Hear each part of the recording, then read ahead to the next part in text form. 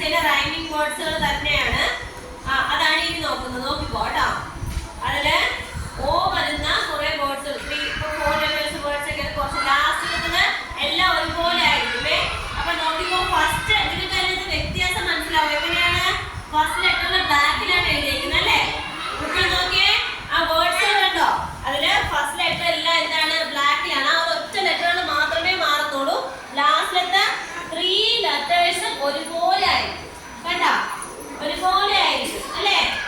അപ്പൊ നോക്കിയേ, ഫസ്റ്റ് കുറെ വേർഡ്സുകൾ കൊടുത്തിട്ടുണ്ട്. ഫൗണ്ട്, ഓവൽ, ഏറ്റവും പ്രധാനമായിട്ട് നമ്മൾ വോവൽസ് വരുന്ന വേർഡ്സുകളിലാണ് ഇത് ഉൾപ്പെടുത്തുന്നത് അല്ലേ? അപ്പൊ അത് നോക്കിയേ, ഫോണ്ട്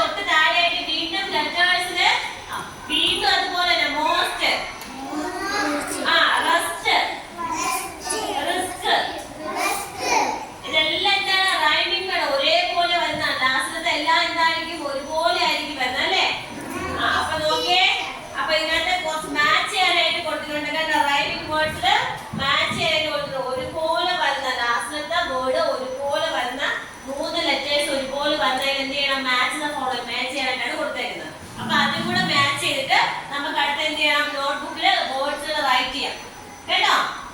അപ്പൊ നോക്കിയേ, ഇനി നമുക്ക് പെൻസിൽ എല്ലാം എടുത്തിട്ട് നമ്മൾ മാച്ച് ചെയ്യാൻ പോവാം. അപ്പൊ എങ്ങനെയാണ് മാച്ച് ചെയ്യുന്നത് അറിയാലോ? ഒന്നുകൂടെ ടീച്ചർ പറഞ്ഞുതരും. 2 സൈഡിലായിട്ട് കുറെ വേർഡ്സുകൾ ഒരുപോലെ, നമ്മൾ ഇപ്പൊ തൊട്ട് മുകളിലായിട്ട് പഠിച്ച റൈമിംഗ് വേർഡ്സ് ഒരുപോലെ ഉച്ചരിക്കുന്ന, ഒരുപോലെ സൗണ്ട്സ് വരുന്ന കുറെ വേർഡ്സുകൾ കൊടുത്തിട്ടുണ്ട്. അതിൽ നമ്മൾ ലാസ്റ്റിലത്തെ നോക്കുക. ലാസ്റ്റിലത്തെ 3 ലെറ്റേഴ്സ് ഒരുപോലെ മാത്രം വരും. ഫസ്റ്റ് ലെറ്റർ മാത്രമേ വ്യത്യാസം വരുള്ളൂ. അത് എല്ലാവരും എന്ത് ചെയ്യണം? ഒരുപോലെ വരുന്നതിന് നമ്മൾ എന്ത് ചെയ്യണം? വരച്ച് യോജിപ്പിക്കണം. മനസ്സിലായോ? അപ്പൊ ചെയ്യാം. ഇനി പെൻസിൽ